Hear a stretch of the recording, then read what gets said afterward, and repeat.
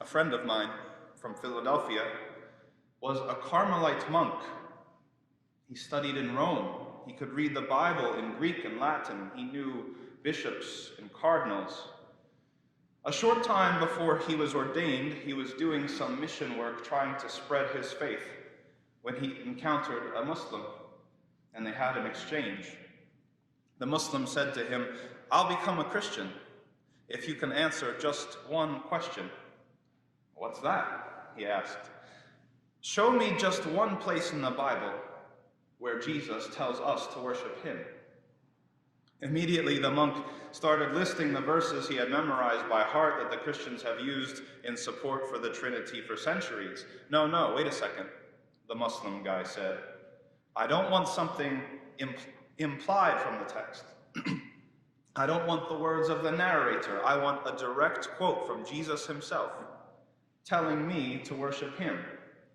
The monk said he would go do some research and get back to him. They exchanged phone numbers. At first, the monk thought it was going to be easy to meet this challenge, but the more and more he looked and researched, the more frustrated he became that he could not find a direct quote. It did not seem to exist. And the more he thought about it, the more and more it bothered him. How could the most central and defining part of the Christian faith be based on such flimsy evidence? You would think that there would be direct quotes, that there would be explicit evidence for the Trinity on every page. But there wasn't. The divinity of Jesus, the idea of the Trinity, they were all based on interpretation and innuendo. After some time talking back and forth with his new Muslim friend, that monk accepted Islam. But that's not the point of this story. The point of the story is what happened next. First of all, he dropped out of the Christian order that he was a part of, and the Christian church was not happy. They actually called him from Rome, trying to persuade him to stay in the order.